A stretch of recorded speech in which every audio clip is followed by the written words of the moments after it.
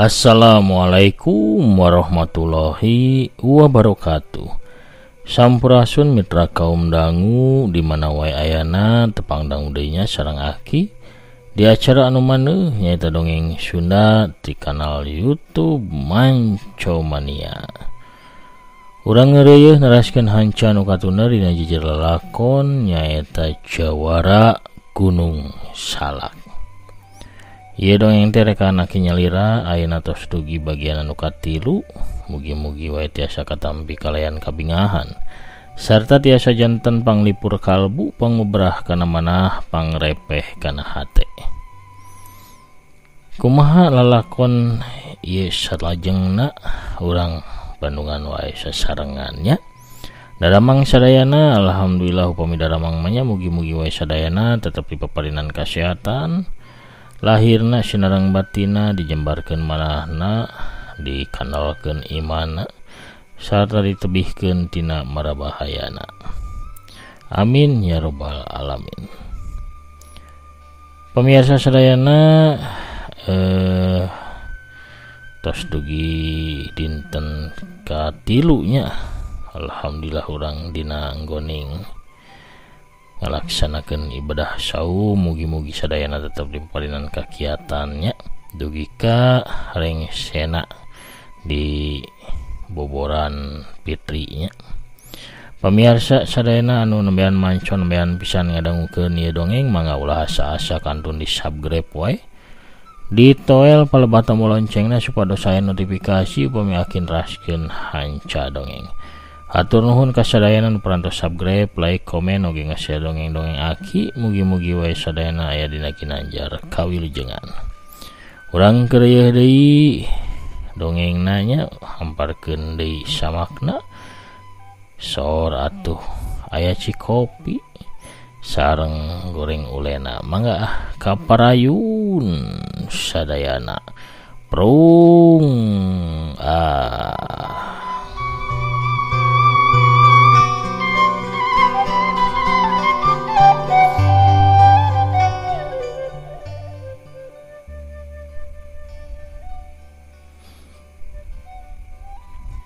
harita isuk-isuk kakarake wanci haneut moyan. Panon poe moncorong ti tebeh wetan nyeusup sasacireumi anu masih tinggal rendang.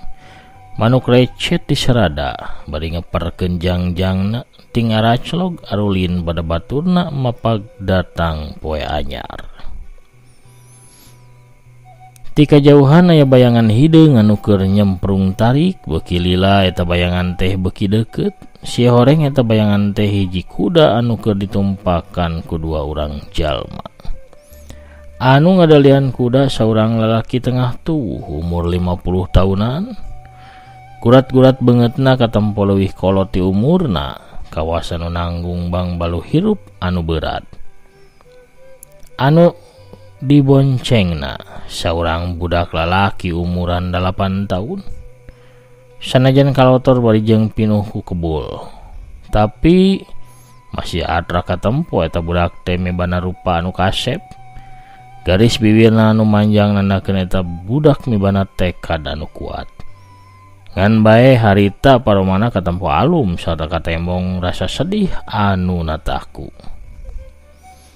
Kuda terus lumpat tarik asup ka jero leuweung anu rekep ku tetangkalan jerangkung badag. Sanggeus ngalieu heula ka tukang si lalaki tengah tuwuh nu nyekel kadali kuda teh ngagebrag beuteung kuda ku sukuna.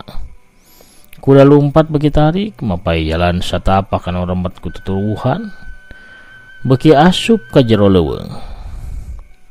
Sanggeus manggih tempat anu rada lega kuda teh dieureunkeun nu tumpakna jurut tarurun tuluy leureuh dianapeun hiji tangkal badag. Kuda mah diumbar sinanya tuan. Amang geus sabulan urang teh nyingkahan udah jalma-jalma jahat. Ka mana sabenerna tujuan urang mang? Ngadadak si budak lalaki teh tumanya ka si lalaki tengah tuh. Teuing atuh wira hawang ge teu apal. Tapi sanajan ka mana bae urang lumampah, di mana bae urang cicing, pikeun amang mah anu penting wira deus salamet walon si lalaki sorana halon jeung berat. Keur kitu ngadadak dua urang jalma nu keur teh direwaskeun ku sora anu melengking tarik. Kawas sora anu ceurik, "Mang, eta sora naon, Mang?" cik si budak lalaki. Si lalaki tengah tuh ngarenjag reuwas sarta cengkat tina diukna manehna nitenan sabudeureun eta tempat. Tatangkalan anu baradag janglengkung ting culungjung teh kawas ngurung maranehna. Ieu teh leuweung Gunung Salak. Aduh, cilaka. Si lalaki tengah tuh anu kakarak sadar yen geus asup ka jero leuweung Gunung Salak anu geus kawentar gerotan sarta geueuman. Sarta dieusi ku rupa-rupa sato galak sarta cenah mah loba dedemitna. Kadenge deui sora anu melengking tarik sarta kawas anu ceurik keding diut. "Mang Kosim, aya naon, Mang? Eta sora naon?" cik si budak lalaki beungeut polosna ka tempo sieun tapi henteu sasieun Kosim anu awakna tepi ka ngadeg-deg.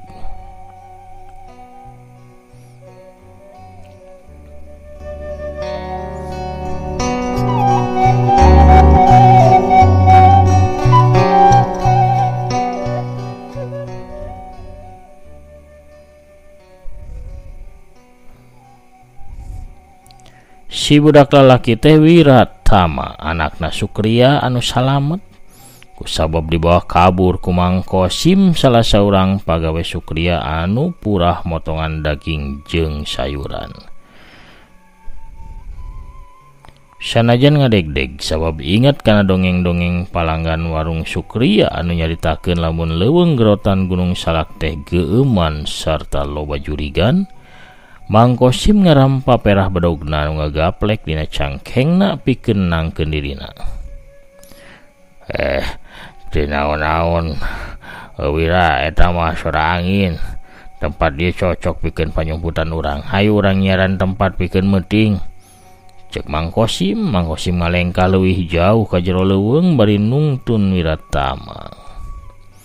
Ngadadak kadenge sora anu ngagaur manitarik sarta handaruan. Sora namawa aweuhan ka sakuliahan leuweung ngageterkeun tatangkalan. Mang Kosim jeung Wira ngarenjag reuwas malah mawira tepi ka labuh diuk kusabab tuurna ngadadak leuleus. "Wah, eta sora naon, Mang?" cek Wira bari nguniang hudang. "Teuing sora naon. Agam teuing pikeun sora maung mah." Walon Mang Kosim bari sarepet bae ngalugas bedaugna. Gaur deui kadenge sora nu ngagaur cara bieu. Malah mah sorana leuwih tarik tibatan tadi. Mang Kosim tepi ka mundur dua lengkah kitu oge Wiratama. Can geleler kareuasna dihareupeun Mang Kosim jeung Wiratama dina jarak 15 lengkah. Hiji maung lodaya anu kacida badagna ngahadang jalanan Mang Kosim jeung Wira.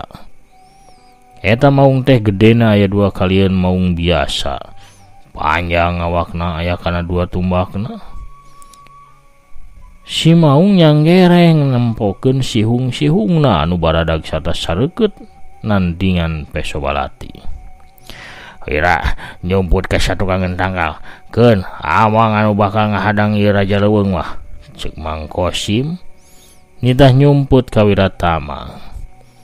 Mang Kosim maju 2 lengkah manehna ngatur napasna pikeun nenangkeun dirina bedaug dicekel pageuh ku leungeun katuhu sedangkeun panonna neuteub seukeut nitenan si raja leuweung. Wiratama anu ngarasa awakna leuleus kusabab kasima ku maung ingat kana pepatah bapana yen cenah lamun hidup ngarasa sieun atur napas lalaunan bari tenangkeun hate. Wiratama nyobaan pepatah bapana manehna ngatur napasna lalaunan bari negerkeun hatena. Bener bae omongan bapana teh, kabuktian hatena jadi rada tenang. Geus kitu mah Wira bisa ngalengkahkeun sukuna pikeun nyumput ka satukangeun hiji tangkal. Maung buada ngagaur deui sukuna ngawahan pikeun narajang ka Mang Kosim. Si maung ngagaur awakna ngablesat ngarontok ka arah Mang Kosim bari suku hareupna ngababadkeun cakarna anu sareukeut. Sanajan Mang Kosim ukur pantar pagawe warung sangu, tapi manehna dibekalan ilmu silat anu lumayan ku Sukria. Sawaktu maung lodaya badag ngarontok ka dirina bari ngabebadkeun cakarna, Mang Kosim teh rikat ngagiwar ke belah kenca rontokan satasabatan kuku maung poos ukur ngarontok tempat kosong. Si maung ngagaur leuwih tarik sigana bae ambak ku sawapan rajangan teu moal hasil. Maung teh malik ka Mang Kosim. Satuluyna narajang deui bari nubruk ka Mang Kosim dua cakarna butbat kana awakna Mang Kosim.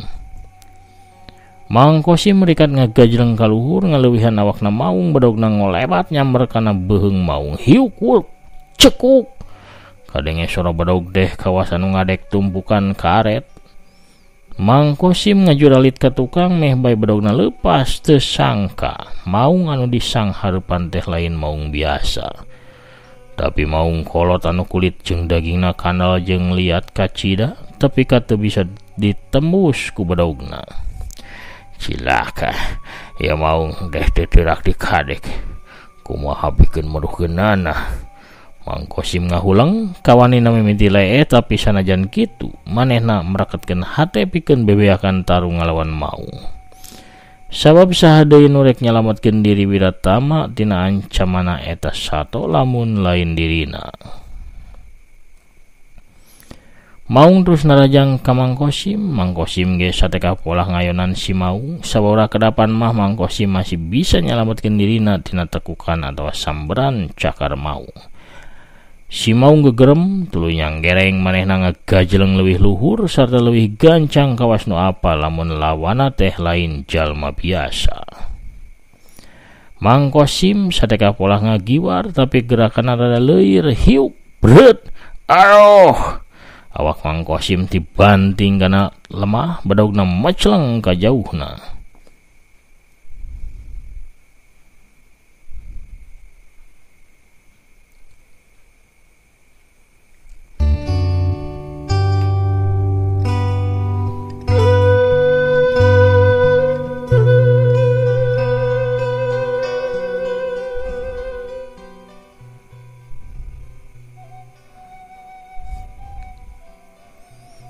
Katempo dada Mang Kosim doang tapak cakaran si Raja Leuweung. Tina tatuna ngaburial getih seger si maung teu micen kasempatan.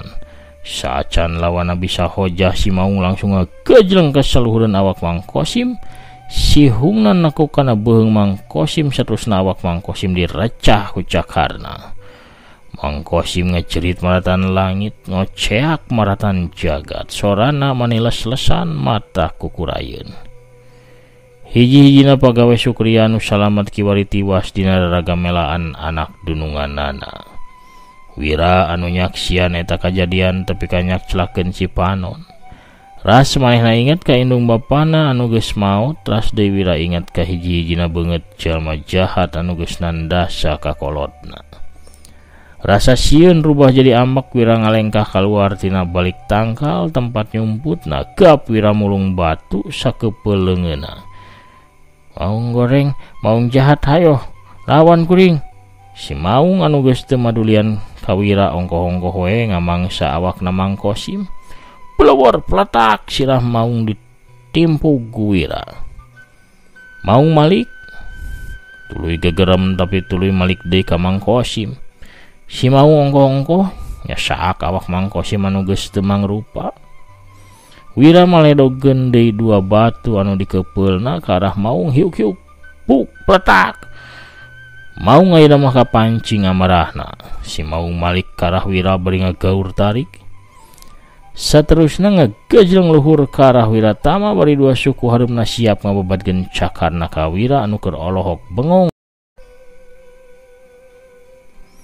Dina kayan anu kacida genting napikeun keselamatan Wiratama. Ngadadak aya bayangan bodas ngalebat. Hiuk buk curalit blug. Si maung dibanting tarik naker kana lemah. Di sisieun Wiratama nangtung saurang aki-aki geus kolot make baju bodas basajan palebah dadana ngaliglag teu dikancingkeun. Sirahna make dudukuy samak tina daun pandan. Buuk kumis jeung janggotna geus nyacas bodas sakabehna. Sigana bae umur eta aki-aki teh leuwih ti 80 tahun. Buuk jeung janggotna anu panjang ririaban katebak ku angin. Leungeunna nu geus pareot ngusapan sirah sarta tonggongna Wiratama. Wiratama ngarasakeun tina dampal leungeunna si aki-aki ngaluarkeun hawa tiis anu seger, awakna eureun ngadeg-deg. Jadi karasa seger sarta hatena jadi regreg. Si Maung ngagaur tarik mali ka arah si aki-aki. Maung lodaya teh ngagajleng deui ngarontok ka arah si aki-aki jubah bodas. Si aki-aki ukur mesem saeutik deui dua cakar Maung rek tepi kana awakna. Si aki-aki gancang ngadorongkeun dua dampal leungeunna ka hareup. Maung ngacang aya kana 3 tumbakna sarta ngagedebut ti beubeut maneh tarik. Si Maung lodaya teh bener-bener hebat. Manehna bisa hudang deui bari terus narajang deui cara tadi. Tapi hasilna sarua awakna macleng sarta tibanting deui. Tapi si Maung teu kapok. Manehna terus-terusan narajang ka si aki. Tapi tetep si Maung macleng saterusna tibanting maneh tarik. Si Maung hudang deui tapi ukur gegerem bari nyanggereng. Sigana bae manehna apal lamun musuhna kali ieu mah lain lawan enteng-enteng. Si aki-aki oge kataji ku kakuatan Maung lodaya badag anu jadi lawanna. Sakitu manehna ngerahkeun saparapat tenaga jerona tapi eta Maung teu kerel-kerel. Bener kuat ieu Maung, loba lamun kudu ditandasa. Cek si aki ngagerendeng sorangan. Dikukut bae atuh Ki, cek Wira. Ulah incu keun we sinau bebas karunya. Si Maung ngagaur mani tarik awakna ngablesat ka arah si aki. Si aki ayeuna mah ngagiwar ka belah kenca sawaktu awak Maung liwat. Si aki ngaheumbatkeun leungeun ka tuhuna anu dieusi ku satengah tanaga jerona. Hiu buk celeng awak Maung maceleng saterusna nembrag tangkal kai anu batangna satangkep leungeun jalma dewasa. Pledak dorok-dok brug. Batang kai peunggas rubuh bareng jeung awak Maung. Sakali ieu mah si Maung teh teu bisaeun hudang deui. Awakna ngagoler nyangigir ukur kadenge sorana gegerem lalaunan kawas anu keur ngarasakeun ka nyeri. Si aki nyampeurkeun Maung manehna notok sababaraha bagian awak Maung tuluy mundur deui nyampeurkeun ka Wiratama. Maung teh lalaunan bisa hudang. Si Maung neuteup ka si aki saterusna ngaleos ninggalkeun eta tempat. Sanggeus Maung ngaleos si aki mali ka Wiratama. Wira langsung rangku hormat ka si aki bari pok nyarita. Nami abdi Wiratama Ki, abdi nganuhunkeun pisan ka aki anu parantos nyalametkeun abdi tina ancaman Maung lodaya. Hidup budak anu nyaho kana sopan santun sarta tata krama. Tapi na tulung tinulungan atawa saling tulungan papada jalma geus jadi kewajiban urang sadarea. Hidup ulah ngarasa kahutangan budi ku aki. Sabenerna hidup teh arek ka mana sarta kunaon bet aya di ieu leuweung? Tanya si aki-aki. Si aki-aki teh sabenerna saurang tokoh kolot dunya pasilatan anu ngaranna Aki Musadik. Katelahna teh dewa popolah ti kahyangan salian ti elmuna luhur teh memang Aki Musadik boga keahlian popolah. Sagala asakan atawa kue pernah jadi kapala pawon kerajaan Galuh, kerajaan Sunda serta kerajaan Banten. Salian tinggal jabat kepala pawon Aki Musadik oge ngarangkap jadi tokoh silat karaton di kerajaan anu bieu disebutkeun. Ditanya kitu Wira ukur ngahulang bari cirambai sababras dirina inget kana nasibna anu geus pahatulalis teu boga indung bapa jeung baraya. Sok bae caritakeun. Kaki Susugana naki bisa mantuan sok caritakeun kasep. Susugana naki bisa mantuan kana kasusah hidup. Wira launan bari sorana rada adeg-deg nyaritakeun sakabeh kajadian anu geus tumiba ka kolotna sarta kadirina. Teu mimiti warung sangu bapana kadatangan ku rombongan tilu iblis Gunung Kancana tug tepi ka dirina kasarung kaeta leuweung. Sapanjang ngadengikeun caritaan Wiratama, Aki Musadik teureun-eureun unggut-unggutan sakapeung ngahela napas. Sanggeus Wiratama rengse ngadongengkeun lalakonna, pok Aki Musadik nyarita. Silih waehan, silih Palespati, dunia teh bener-bener geus kolot. Wira, hidup ayeuna rek ka mana? Wiratama ukur gogodeg, da puguh teu boga tujuan anu pasti. Kieu wae atuhnya, Aki ningali susunan tulang serta urat-urat hidup alus. Getih hidup bersih, kumaha lamun hidup milu jeung Aki diajar ilmu kanuragan. Jadi murid Aki. Wiratama langsung tepak deku ngadenge pangajakna Aki Musadik. Hatena gumbira sabab boga gunung pananggehan anyar sarta boga gaganti kolot.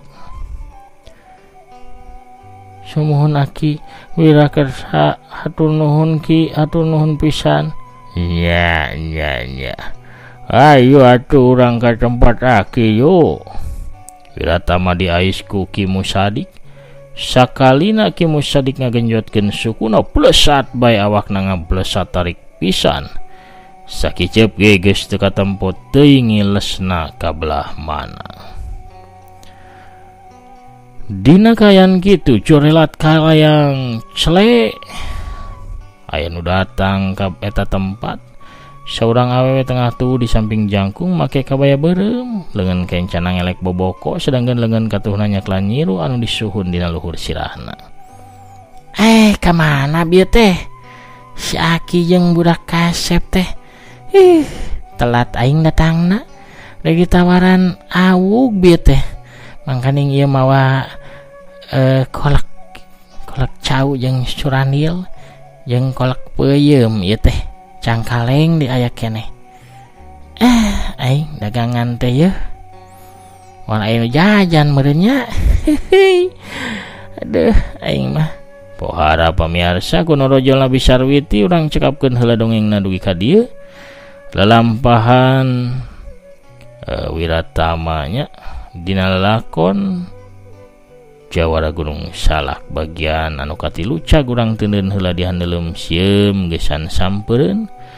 Urang tunda heula di hanjuang siang gesan alaeun. Urang samper deui di bagian anu salajengna.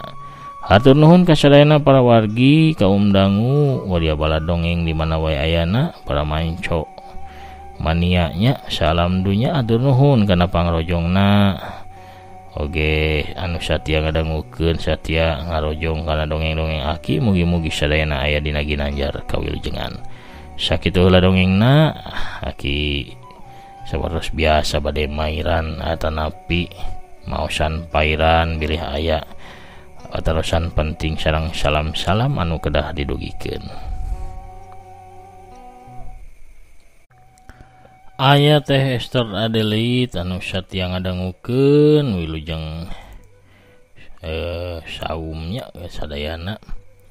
Teh Heni Suheni oge ti Batamna hadir teras punten teu tiasa manco di waktu sahur Aki repot sumuhun pastinya. Kumargi popolah beberes segala rupinya. Aya Kang Jaya Sumpena di Jakarta Timur manco teras. Waalaikumsalam rampes nuhun pido anak ti Aki. Waluya dongeng Sunda Waluya Ki Sunda Waluya. Kang Ade Sukarna oge hadir. Saterasna aya Kang Maman si Balagodona ti Kuningannya hadir teras. Aya makna Waalaikumsalam alhamdulillah mancoki deui eta Bisarwiti cenah canda ka dieu we awugna kanggo saur. Mangga dilajeng dongengna Ki hatur nuhun. Kang Setiabudi beres sahur langsung manco bari ngobdud sauna heded ki. Teteh Tami Malihah ge pogot manco ki wilujeng sahur. Sami-sami. Teh Intan Ramadhani sahurna bari manco aki, mangga Teh Linda Imut oge siap manco wiratama ki sahurna. Kang Prabu Arjuna hadir nyakseni sahur. Teh Yulinda Belia oge manco bari sahur akiku. Sumuhun atur nuhun. Aya Mama Handri Maulana Karawang anu hadir di palihan dukarna hatur nuhun, kitu oge ti omana Teh Rina nya manco ki sahur saurna. Jagat Nur Alamsyah oge manco bari ngaherang saurna di Cibiru. Aya Kang Asep Suherman di Bekasina hadir manco. Waalaikumsalam. Alhamdulillah tos medar deui carios jawara Gunung Salakna. Hatur nuhun ki mugi akina aya dina kawiljengan. Amin. Aya Teteh Hanita Parel oge nya anu satia manco bari sidengdang dina jojodogna nya. Pamirsa sadayana sakitu heula panginten anu tiasa kapihatur. Akina mit mungkur heula. Assalamualaikum warahmatullahi wabarakatuh. Permios cagah hanca.